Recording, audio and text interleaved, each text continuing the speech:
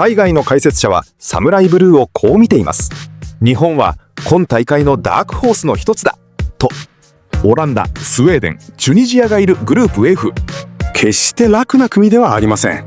それでも日本には久保建英、上田綺世、前田大然、鈴木彩斗、そして森保監督が積み上げてきたチームの完成度があります。2026年ワールドカップで日本は本当に世界を驚かせることができるのか。今回は海外メディアの分析からサムライブルーの可能性を見ていきます。We're back. It's the Gab and Jules show presented by Gusto. Jules, we're up to Group E and Group F. Group E, Côte d'Ivoire, Germany, Ecuador, and Curacao. Take us away. I think this is a really cool group, to be fair. Curacao, one of the big surprises for their first ever World Cup, obviously there, with a lot of players with Dutch background, you know, and all those ties.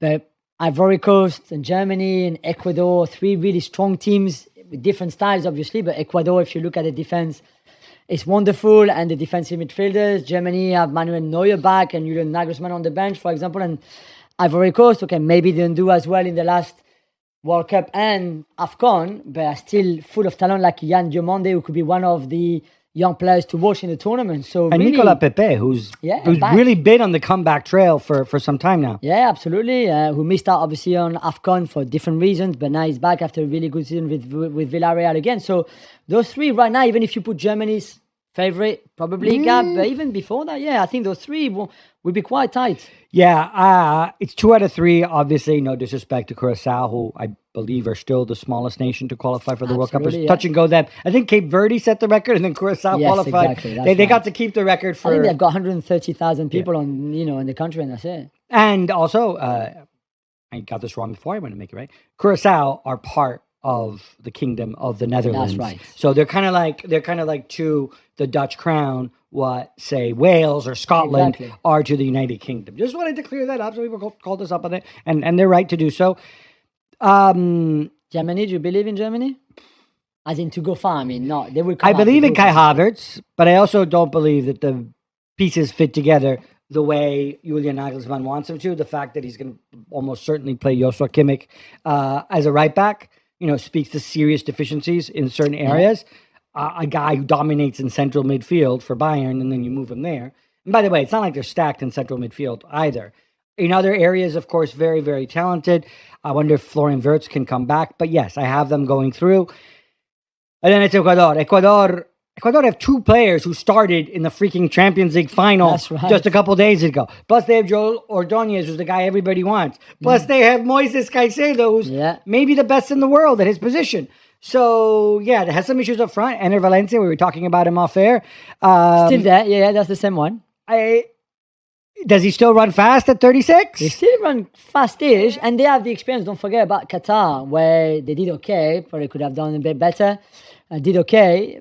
And I think that would be important for them to have that kind of like background and having been there before in a way, a World Cup for a generation that is very similar to the one that was there 4 years ago. And of course, an Argentine coach in Sebastián Becachete, we saw him in La Liga at Elche. It feels like, okay, I know there's 3 Italian managers at the World Cup because I need a couple people to root for. Yeah, of course. But it feels like Argentina produces more managers of national teams than any other country in the world. I could be wrong on this, but it certainly feels that way.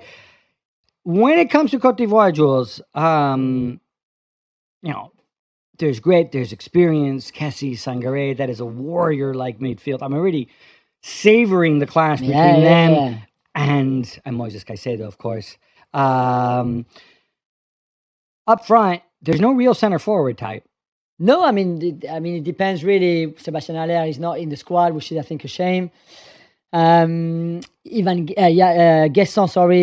is in there, although he's on the back of a difficult season in the Premier League between Aston Villa and Crystal Palace, Evan Guesson. But I think in Yann Diomande, who I think will start on one side and Pepe on the other side, they've got, unless Amad Diallo plays somewhere, maybe as a 10, but they have, in terms of those creative players, wide players, a lot of talent there. And I think Diomande, who's wanted by some of the biggest clubs in the world right now after his great season with Leipzig in the Bundesliga, I think, again, this could be a breakthrough tournament for him. Never played, obviously, in any of those kind of tournaments.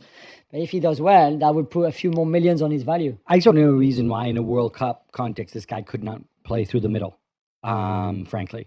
He's still very young, I think, to move him from the position. Maybe, but what I'm saying is that they're so loaded. I think we're going to hear the terms fluid front three and false nine quite a bit when it comes to Cote d'Ivoire. Moving on to Group F, it's Japan. One of the teams I will be supporting for obvious reasons. It's Holland, it's Sweden, and it's Tunisia. For me, there's a huge gap here. I've got Japan first and Holland second, or the other way around if you really must insist. And then there's a gap between Sweden and Tunisia. Sweden, of course, again, I don't want to go and make excuses about Italy not qualifying. We didn't deserve to, blah, blah, blah. But you talk about freaking backdoor. Sweden, the king of the backdoorsmen. Through the Nations League, because they didn't win a single game in their qualifiers. They only had 2 points. With 2 draws, the rest were all defeats. Graham Potter, as the head coach, arrived in February, qualified them through those playoffs that we just mentioned. I think if they had a real coach, proper coach, maybe they would do a bit better. Or if Potter had been there longer. Or if he had been there longer, maybe. As you know, I'm not the biggest fan. But still, there's talent in there. Gyökeres, Isak, for example, Bergvall, if you like that. So it's not a bad generation at all from Sweden. They just, right now, can't really play with each other at a decent level. In terms of technical ability, though, I don't think it's the best one either. I think I see a lot of physicality. I see a lot of runners. Obviously, Isak is talented, but we have no idea what he's going to be like at this World Cup. And also how it's going to work with him and Gyökeres out there together. Holland-Japan is the first game of that group, for example, which could set, unless there's a draw. A draw will make it really interesting for the rest. But the winner, I think, will have an edge then to top that group. You know, I'm not a big fan of the Dutch guy, who's obviously the national team head coach for Netherlands. But you like him more than other Dutch coaches. True, maybe, but I'm still not too convinced by him anywhere and by an aging Virgil van Dijk on the back of not a very good season. But Memphis will be there. We're not sure how fit. De Jong will be there. We're not Daniel sure Malen and Fuego. Yeah, but where do you play him? That's the thing. Because up front, it's only Memphis. So what, you bench Memphis and you play Malen? You put Malen back to the wing. Yeah, but I'm not sure that works either. So I think there's a lot of big calls to make for Koeman in this. But for Japan, I agree with you. For me, one of the dark horses of the tournament already now. I think what makes Japan so tough to play against, we saw it in Qatar as well, is that when they flick the switch and they decide to outrun you and out athletic and outspeed you, those are words. I was there at that Germany game when they just wiped the floor. And they were in a tough group then with Spain as well. Yeah, and who was it? Was it Hansi Flick? And yeah, it was. Yeah, of course, yeah. He had no answers. He had no idea what to do. Now I assume Julian Nagelsmann, cut from a different cloth, but this time around, I mean, he might have done better against them. Yeah. But Japan really tough to play against, and I think given the way Ronald Koeman's not necessarily Mr. In-game adjustment, I really like their chances of advancing in the group. Obviously, many of the players, Take Kubo, Ueda up front, and of course the magical Daisen and Zion Suzuki. Yeah, they've got a great squad, amazing squad. And Hajime Moriyasu has been doing this a long time, and I think that really makes a difference with the national team. A word on Tunisia as well. We probably expect them to finish bottom alongside Sweden. Yeah, I think so. They were great in qualifiers. But again, this is a different tournament. Although they beat France in Qatar, it's back-to-back World Cup for them. France beat him in Qatar, but they will be difficult to play against. That's for sure. They probably lack a little bit of talent up front, although Hannibal is their most creative player. But it would be interesting to follow. Although, I think between them and Sweden for third and fourth place. But again, a win for either of them against the other one, and then they're on their way to the knockout stage. I know this business with the third place teams running through, a lot of people don't like it, but it does mean that there kind of is something at stake almost until the very end for everyone.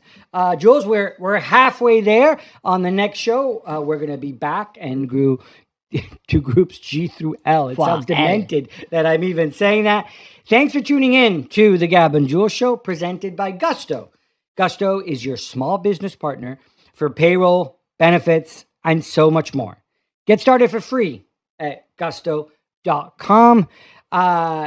Jules, I don't want to say we're going to be back on Monday because, as you may have figured out, this is the magic of television. We are pre-taping this. Absolutely. That's right, because we're going to be en route to the United States, or you will be. I will follow a couple days later. So you know what this means. Until then, love the game, love your neighbor, and of course, love yourself.